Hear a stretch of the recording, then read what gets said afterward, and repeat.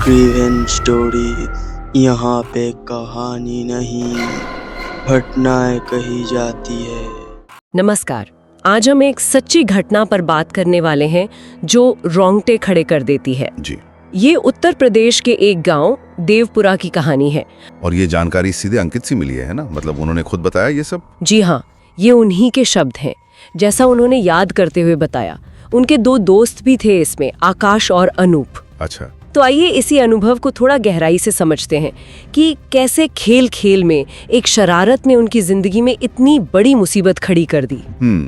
तो देवपुरा गांव, अंकित वहीं रहते थे और उनके घर के पास ही एक काफी बड़ा शमशान घाट था। अच्छा। और उसी के नजदीक एक मैदान भी था जहां बच्चे खेलने जाया करते थे अक्सर। आम बात है गांव में। हाँ, पर घर वाले हमेशा मना करते थे, कहते थे कि वो शमशान घाट गर्म है। ये गर्म शमशान घाट, ये शब्द मैंने भी सुना है कई बार। इसका मतलब क्या होता है आमतौर पर? हाँ, क्या मतलब होता है इसका? देखिए, गर्म जगह का मतलब अक्सर होता है कि वहाँ कोई असामान्य या कह लीजिए शक्तिशाली आध्यात्मिक ऊर्जा महसूस की जाती है। अच्छा। खासतौर पर जहाँ मान लीजिए तांत्रिकों का या जिनकी अकाल मृत्यु हुई हो, उनका अंतिम संस्कार हुआ हो, ऐसी जगहों को लेकर तो मान्यताएं और भी पक्की होती हैं। तो ये चेतावनियां सिर्फ डराने के लिए नहीं होती, बल्कि वो जो स्थानीय लोक कथाएं होती हैं या शायद पहले के बुरे अनुभव, उनसे निकली हुई एक तरह की सामाजिक सीमाएं होती हैं। सही कहा। और घर वाले ये भी कहते थे कि वहाँ जागृत आत्माएं हैं, रात में रोने चिल्लाने की आवाजें भी आती हैं। जागृत आत्माएं? हाँ, जागृत आत्माएं। इसका क्या मतलब समझे इस केस में? देखिए, जागृत आत्माएं मतलब आमतौर पर ऐसी बेचैन या शक्तिशाली आत्माएं मानी जाती हैं जिनका संबंध शायद अकाल मृत्यु से हो, या कोई अधूरी इच्छा रह गई हो, या किसी खास जगह से उनका जुड़ाव हो। लोक मान्यताओं के हिसाब से ये आत्माएं बहुत जल्दी विचलित हो सकती हैं या गुस्सा हो सकती हैं, खासकर अगर उनके स्थान में या उनकी शांति में कोई खलल डाले। अच्छा। तो देवपुरा के शमशान घाट के बारे में ऐसी चेतावनी का मतलब यही था कि वहाँ जो आत्माएं हैं वो संवेदनशील हैं, उन्हें छेड़ा नहीं जाना चाहिए। पर बच्चों का मन इतनी चेतावनियों के बाद भी एक शाम अंकित अपने दोस्तों आकाश और अनूप के साथ उसी मैदान में खेल रहे थे। तभी उनकी नजर शमशान घाट में जलती एक चिता पर पड़ी। शाम ढल रही थी, लोग चिता जलाकर जा चुके थे। अकेले थे मतलब बच्चे वहाँ? हाँ, लगभग। और उन्हें पता चला कि वो चिता गांव के ही माथुर तांत्रिक की थी। ओहो, तांत्रिक की चिता? हाँ, और बस तांत्रिक का नाम सुना और बच्चों को शरारत सूझ गई। आकाश ने मजाक उड़ाया, कहने लगा, देखो माथुर तांत्रिक जब जिंदा था तो कितना डरते थे सब इससे, अब देखो खुद कैसे आग में जल रहा है। बच्चों की बात है। अनूप ने भी हाँ में हाँ मिलाई। और फिर क्या था, तीनों दोस्त उस लगभग बुझ चुकी चिता के पास पहुंच गए और दूर से ही उस पर पत्थर फेंकने लगे। ओहो, ये तो बड़ी गलती कर दी। हाँ, ये सिर्फ बचपना था या शायद वो जो तांत्रिक का एक डर था समाज में, उसके खिलाफ एक तरह का विद्रोह, पता नहीं। हो सकता है दोनों का मिला जुला रूप हो। बच्चों में जिज्ञासा तो होती ही है और नियम तोड़ने की एक प्रवृत्ति भी होती है। सही। और तांत्रिक, जिससे समाज डरता भी है और शायद थोड़ा सम्मान भी करता हो, उसकी मौत के बाद ऐसा करना, शायद उन्हें लगा हो कि उन्होंने उस डर पर काबू पा लिया। पर उन्हें बिल्कुल अंदाजा नहीं था कि वो कितनी संवेदनशील सीमा लांघ रहे हैं, वो भी ऐसी जगह पर जिसके लिए इतनी चेतावनियां थी। और तभी कुछ बहुत अजीब हुआ। जैसे ही वो पत्थर फेंक रहे थे, उन्हें अचानक एक चीख सुनाई दी। चीख? कैसी चीख? कैसी चीख? ऐसी आवाज जो न पूरी तरह किसी जानवर की लगे, न इंसान की, मिली जुली सी और बहुत भयानक। उन्होंने इधर उधर देखा, कोई नहीं दिखा। आकाश ने शायद फिर एक पत्थर फेंका। अंकित थोड़ा और पास चला गया चीता के। हिम्मत की उसने। हाँ, और तभी उसे लगा जैसे चीता के अंदर से किसी ने हाथ निकालकर उसका पैर पकड़ लिया है और उसे अंदर खींचने की कोशिश कर रहा है। क्या बात कर रही हैं? सच में? हाँ। अंकित ने यही बताया। उसे पैर में तेज जलन और दर्द भी महसूस हुआ। ये तो बहुत डरावना है। पैर पकड़े जाने का एहसास, जलन और वो अजीब सी चीख, ये सब मिलकर तो बहुत गहरा डर पैदा कर देता है। बिल्कुल। मनोवैज्ञानिक तौर पर देखें तो कई बार बहुत ज्यादा डर से भी ऐसी शारीरिक संवेदनाएं हो सकती हैं, पर यहाँ वो पकड़े जाने का एहसास और वो खास चीख, ये इसे सिर्फ डर से कुछ ज्यादा बनाती है। ये पहली सीधी प्रतिक्रिया थी उनकी हरकत पर। अंकित जोर से चिल्लाया। पैर में जलन और दर्द तो था ही, उसकी चीख सुनकर आकाश और अनूप इतने डर गए कि वो तो फौरन भाग खड़े हुए। वो तो भागेगी। अंकित ने भी जैसे तैसे अपना पैर छुड़ाया और उनके पीछे भागा। और भागते हुए उन्हें पीछे से फिर वही भयानक मिलीजुली चीख सुनाई दी। दोबारा? हाँ, वो बिना पीछे देखे सीधे अपने अपने घरों की तरफ भागे। जाहिर है। अंकित जब घर पहुंचा तो बुरी तरह डरा हुआ था। घर वालों ने पूछा भी कि क्या हुआ, पर वो घबराहट में कुछ बोल ही नहीं पाया। डर गया होगा बच्चा। घर वालों ने सोचा शायद थक गया है या दोस्तों से झगड़ा हुआ होगा, इसलिए चुप है। पैर की जलन तब तक कम हो गई थी, पर दर्द था और मन में वो सवाल घूम रहा था, क्या सच में किसी ने पैर पकड़ा था? ये अनिश्चितता और डर के मारे सच न बता पाना, ये भी उस अनुभव का हिस्सा बन जाता है। अक्सर अपराध बोध और डर दोनों मिलकर चुप करा देते हैं। हाँ, और दिन का डर जो था वो अब रात के अकेलेपन में और गहरा होने वाला था। रात हुई, आधी रात के आसपास अंकित को टॉयलेट जाना था। बड़ी हिम्मत करके कमरे से बाहर निकला, अकेले। हाँ, लौटते वक्त। जब वो वापस कमरे की तरफ आ रहा था, उसने देखा कि उसके कमरे के दरवाजे के पास कोई आग में जलता हुआ साया खड़ा है। अरे बाप रे, जलता हुआ साया? हाँ। ये चीज कई डरावनी कहानियों और अनुभवों में सुनने को मिलती है। अक्सर इसे बहुत ज्यादा गुस्से, पीड़ा या किसी अपवित्र चीज से जोड़कर देखा जाता है। और यहाँ तांत्रिक की चिता से छेड़छाड़ के ठीक बाद ऐसा दिखना, ये तो सीधा कनेक्शन लग रहा है। अंकित कांपने लगा, बुरी तरह चीख निकल गई उसकी। घर वाले दौड़कर आए।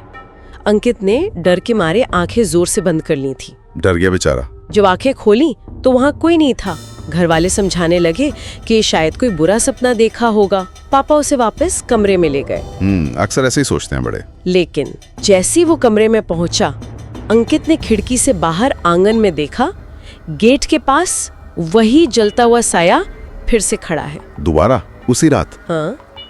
इस बार वो इतना डर गया कि चुप ही रह गया, कुछ बोल ही नहीं पाया। और थोड़ी देर बाद उसे फिर वही आवाज सुनाई दी, जानवर और इंसान की मिलीजुली चीख। उसने डर के मारे आंखें बंद कर ली और मन ही मन हनुमान चालीसा पढ़ने लगा। एक का बार बार दिखना और वही खास चीख सुनाई देना, ये तो इशारा करा था कि ये सिर्फ एक बार का वहम नहीं है। बिल्कुल। और अब ये अनुभव उसके घर के अंदर तक पहुंच गया था। हनुमान चालीसा पढ़ना ये उस गहरे डर के पल में एक स्वाभाविक कोशिश है, आस्था में सुरक्षा ढूंढने की। अगली सुबह स्कूल में तीनों दोस्त मिले। तीनों का चेहरा उतरा हुआ था, हालत खराब थी। समझ सकता हूँ। जब अंकित ने रात की घटना बताई तो पता चला कि आकाश और अनूप के साथ भी लगभग वैसा ही कुछ हुआ था। तीनों के साथ? हाँ। आकाश ने बताया कि उसे भी रात में पहले वही चीख सुनाई दी, फिर कमरे के बाहर एक जलता हुआ आदमी देखा जो उसकी तरफ बढ़ रहा था। बाप रे। वो चिल्लाया तो वो गायब हो गया, पर बाद में खिड़की से एक जलता हुआ हाथ उसकी तरफ बढ़ते हुए दिखा। हाथ? हाँ। उसने डर के मारे पास सो रहे अपने दादाजी का हाथ पकड़ लिया, तब जाकर वो हाथ पीछे हटा। उसने भी हनुमान चालीसा पढ़कर ही रात काटी। सबके अनुभव कितने मिलते जुलते हैं। और अनूप का अनुभव थोड़ा अलग था। उसे लगा जैसे वो सपने में है और वापस उसी शमशान घाट में पहुंच गया है और वो चीख सुन रहा है। सपने में? हाँ, पर जैसे ही नींद खुली उसने देखा कि पास में वही जलता हुआ साया खड़ा है। जागने पर भी? हाँ, वो चिल्लाया तो उसके काका जाग गए और साया गायब हो गया। पर थोड़ी देर बाद उसे फिर वही चीख सुनाई दी। उसने भी डर के मारे आंखें बंद रखी बाकी रात। तो यहाँ एक पैटर्न साफ दिख रहा है।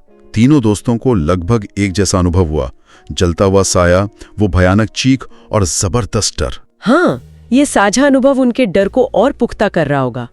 अब उन्हें अपनी गलती का एहसास भी हो रहा था, पछतावा भी था, पर डर इतना ज्यादा था कि घर वालों को सच बताने की हिम्मत ही नहीं हुई। बिल्कुल, वो डर उन्हें एक साथ बांध भी रहा था और शायद और अकेला भी महसूस करा रहा था। हाँ, और दूसरी रात वो और भी भयानक साबित हुई। अंकित ने एक सपना देखा। फिर सपना? हाँ, सपने में वो देखता है कि वो आकाश के घर पर है। आकाश अपने दादाजी के साथ सोया हुआ है। तभी बाहर से वही जानवर इंसान की मिलीजुली चीख सुनाई देती है। ओह, सपने में भी वही चीख? हाँ, और फिर वही आग में जलता हुआ साया, लेकिन इस बार वो जानवरों की तरह घुटनों के बल चलता हुआ आ रहा है और आकाश के कमरे में घुस जाता है। ये तो बहुत बुरा सपना है। सपने में वो साया एक भयानक चीख मारता है और आकाश का गला पकड़ लेता है। क्या? आकाश का पूरा शरीर जलने लगता है। वो आग में तड़प रहा है और वो जलता हुआ साया उसे देखकर भयानक हंसी हंस रहा है। हे भगवान! जलते जलते आकाश जमीन पर गिर जाता है। ये देखकर अंकित की नींद खुल गई। वो पसीने में तर था, दिल जोरों से धड़क रहा था। उसे आकाश की बहुत चिंता होने लगी। ये सिर्फ एक बुरा सपना नहीं लगता, ये तो पिछली रात के अनुभवों का एक बहुत ही हिंसक और चरम रूप है। सपने अक्सर हमारे गहरे डर दिखाते हैं, लेकिन इस मामले में जैसा कि आगे पता चला, ये सपना एक भयानक भविष्यवाणी जैसा था। हाँ। ये दिखाता है कि अंकित के मन में खतरे का एहसास कितना गहरा बैठ गया था। अगली सुबह जो खबर आई उसने सब कुछ बदल कर रख दिया। आकाश की मौत हो गई थी। क्या? सच में? हाँ, वो रात में बुरी तरह जलकर मर गया था। हे भगवान, जैसा सपने में देखा? हाँ, लगभग वैसा ही। गांव वाले सब हैरान थे। कोई कह रहा था आत्महत्या है, कोई कह रहा था कोई हादसा है, और सबसे अजीब बात ये थी कि किसी ने भी आकाश की चिल्लाने की आवाज तक नहीं सुनी। मतलब दादाजी तो पास सो रहे थे ना? हाँ, दादाजी पास ही सो रहे थे, पर उनकी भी आंख नहीं खुली। किसी को कुछ पता नहीं चला। ये तो बहुत ही दुखद और भयानक मोड़ है कहानी का। आकाश की मौत ने इस पूरे मामले को बच्चों के डर से कहीं आगे एक जानलेवा हकीकत बना दिया। बिल्कुल। और चीख ना सुनाई देना, दादाजी का सोते रह जाना, ये बातें इस घटना के रहस्य और वो जो अलौकिक पहलू है उसे और गहरा कर देती हैं। क्या यह सिर्फ इत्तेफाक था या उसी शक्ति का असर था जो उन्हें परेशान कर रही थी? पता नहीं। अंकित भागकर आकाश के घर गया। जब उसने लाश देखी, वो बेहोश हो गया। जाहिर है। होश आने पर वो गहरे सदमे में था, बस रोए जा रहा था। वो सच बताना चाहता था सबको, पर डर और सदमे के मारे उसकी आवाज ही नहीं निकल रही थी। उस दिन के बाद अंकित बीमार पड़ गया। उसे तेज बुखार रहने लगा। अब ये कहानी सिर्फ डर की नहीं रही, ये एक त्रासदी बन गई थी। बिल्कुल। आकाश की मौत ने अंकित और अनूप के लिए डर के साथ साथ एक गहरा अपराध बोध भी पैदा कर दिया होगा। हाँ। अब ये सिर्फ अपनी जान बचाने की बात नहीं थी, बल्कि दोस्त की मौत का बोझ भी आ गया था। अंकित का बीमार पड़ना शायद इसी मानसिक सदमे का शारीरिक असर था। उसी रात अंकित के साथ जो हुआ वो और भी ज्यादा खौफनाक था। आधी रात को उसे फिर वही भयानक चीख सुनाई दी, इस बार बहुत ज्यादा तेज। फिर से? हाँ। घबराहट में उसकी आंखें खुली तो उसने खुद को अपने बिस्तर पर नहीं पाया। तो कहाँ? वो उसी शमशान घाट में था, उसी जलती हुई चिता के सामने। क्या? कैसे? उसे खुद नहीं पता। ये एक तरह का पता नहीं क्या था, भ्रम था या सच में वो वहां पहुंच गया था। ये तो तीव्र भय या शायद किसी बाहरी प्रभाव से भी हो सकता है। मनोवैज्ञानिक रूप से देखें तो ये उस जगह के डर का चरम बिंदु है जहां से सब शुरू हुआ था। अचानक खुद को उसी खतरनाक जगह पर पाना, ये तो आतंक को कई गुना बढ़ा देता है। चिता से फिर वही मिली जुली आवाज आई और फिर चिता में से एक जलता हुआ आदमी निकलकर उसकी तरफ बढ़ने लगा। हे भगवान! अंकित जान बचाने के लिए भागा। शमशान घाट के पास ही एक तालाब था, वो उस तरफ भागा। और वो साया? वो जलता हुआ साया उसका पीछा कर रहा था। तालाब किनारे पहुंचकर साये ने उसे घेर लिया। जैसे ही साये ने उसे पकड़ने के लिए अपना हाथ बढ़ाया, अंकित पीछे हटा और सीधा तालाब में गिर गया और बेहोश हो गया। तालाब में गिर गया? ये तो अंकित के अनुभव का चरम था। शमशान में पहुंचना, साये का पीछा करना और आखिर में तालाब में गिरना। यहाँ तो डूबने का खतरा भी था। हाँ, प्राकृतिक खतरा और वो अलौकिक खतरा दोनों एक साथ। और यहीं पर मदद की जरूरत थी। और मदद आई? हाँ, आई, और एक ऐसी जगह से जिसकी उम्मीद नहीं थी। घर पर अंकित की बुआ थी। बुआ? हाँ, जिनके पति की मृत्यु हो चुकी थी और जिन्हें घर में पितर माना जाता था, मतलब पूज्य पूर्वज। उन्हें नींद में अचानक किसी खतरे का आभास हुआ। पितर शक्ति? हाँ, अचानक उनके पति की पितर आत्मा बुआ के शरीर में आ गई। ओह! उन्होंने चिल्लाकर घर वालों को जगाया और बताया कि अंकित शमशान घाट के पास वाले तालाब में बहुत बड़े खतरे में है, फौरन जाओ। पितरों ने बताया? हाँ, और पितर आत्मा ने ये भी कहा कि वो अंकित की रक्षा करने की कोशिश कर रहे हैं, पर ज्यादा देर तक नहीं रोक पाएंगे, जल्दी जाओ। ये पितर शक्ति का हस्तक्षेप कहानी में एक बहुत महत्वपूर्ण मोड़ है। हमारे यहाँ कई समुदायों में पितरों को परिवार का रक्षक माना जाता है, खासकर ऐसे संकट के समय में। हाँ। बुआ के जरिए पितर का आना और चेतावनी देना, ये दिखाता है कि कैसे मुश्किल समय में हमारी जो पारंपरिक मान्यताएं हैं वो सहारा बनती हैं, रास्ता दिखाती हैं। ये अलौकिक खतरे के सामने एक अलौकिक बचाव जैसा है। घर वाले तो बुरी तरह डर गए। अंकित के पिता और गांव के कुछ लोग फौरन टॉर्च वगैरह लेके शमशान घाट की तरफ भागे और उन्होंने अंकित को तालाब से निकाल लिया, डूबने से ठीक पहले। शायद तब तक पितरात्मा ने ही उसकी रक्षा की थी। बच गया मतलब वो? हाँ, बच गया। होश में आने पर अंकित की हालत बहुत खराब थी और तभी एक और खबर मिली। क्या?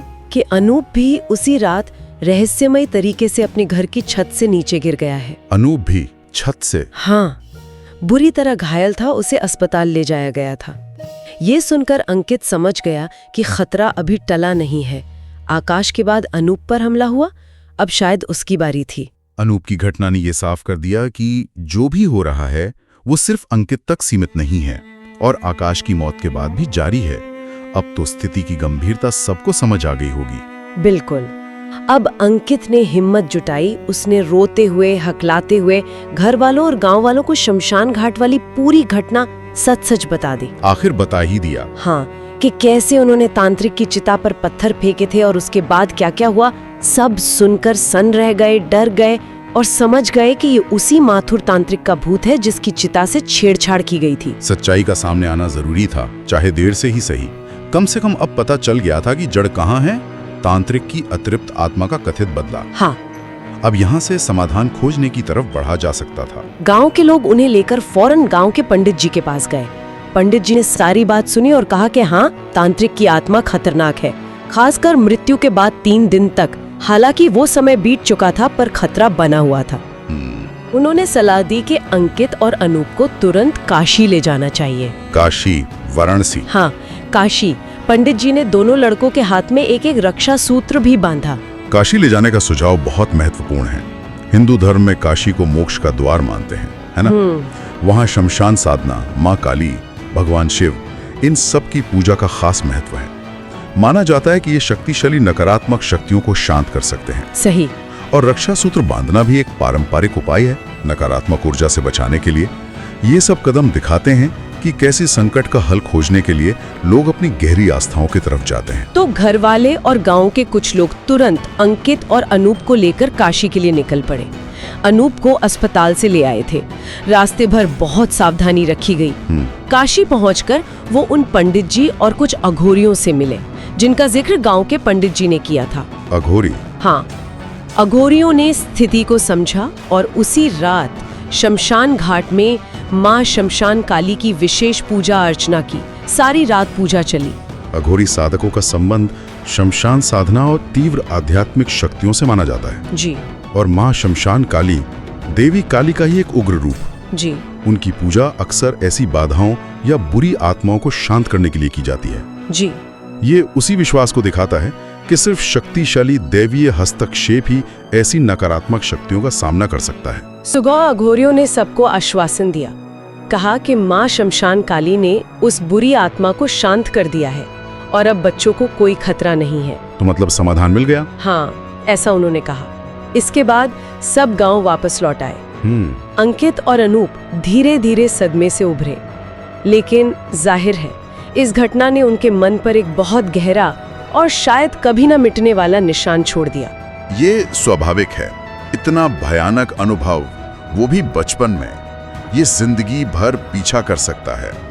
डर, अपराध बोध, दोस्त को खोने का दुख, ये सब मिलकर बहुत गहरा मनोवैज्ञानिक असर डालते हैं। हाँ, वो दोनों फिर कभी ना तो उस शमशान घाट की तरफ गए और ना ही पास वाले खेल के मैदान में। उस जगह से हमेशा के लिए दूर हो जाना, ये उस सदमे से बचने का एक तरीका है। गांव में भी इस घटना का डर काफी फैल गया था। बच्चों को उस तरफ जाने से रोका जाने लगा। अंकित ने सालों बाद भी जब ये कहानी सुनाई तो कहा कि वो आज भी उस घटना को याद करके डर जाते हैं और पछताते हैं। बचपन की एक नादानी उनकी जिंदगी पर एक अमिट छाप छोड़ गई। बिल्कुल, ये कहानी दिखाती है कि कैसे अनजाने में की गई एक हरकत के नतीजे कितने गंभीर और दुखद हो सकते हैं। सही। और ये भी दिखाती है कि कैसे डर, अपराध बोध और वो जो अलौकिक अनुभव थे, उनका जाल किसी के मनोविज्ञान को कितनी गहराई से प्रभावित कर सकता है। और दूसरी तरफ पितर शक्ति का बचाव और काशी में समाधान खोजना, ये भी दर्शाता है कि संकट के समय में आस्था और पारंपरिक विश्वास कैसे सहारा बनते हैं। अंकित और अनूप बच गए, लेकिन आकाश की जान चली गई। ये घटना हमेशा एक याद दिलाती रहेगी कि कुछ सीमाएं होती हैं जिनका अनजाने में भी उल्लंघन खतरनाक हो सकता है। इस पूरे वाकये पर सोचते हुए एक सवाल मन में जरूर आता है। क्या? कि क्या ये अनदेखी शक्तियां, जैसे इस कहानी में बताया गया, क्या ये सिर्फ हमारे गहरे डर, अपराध बोध या हमारी जो मान्यताएं हैं उनका ही एक प्रतिबिंब है, या फिर उनका अपना एक स्वतंत्र अस्तित्व है जिसके प्रति हमें सच में सचेत रहना चाहिए? ये एक बड़ा सवाल है और शायद इसका कोई एक जवाब नहीं है। हाँ, शायद। इसी सवाल के साथ हम अपने श्रोताओं को छोड़ते हैं इस पर विचार करने के लिए।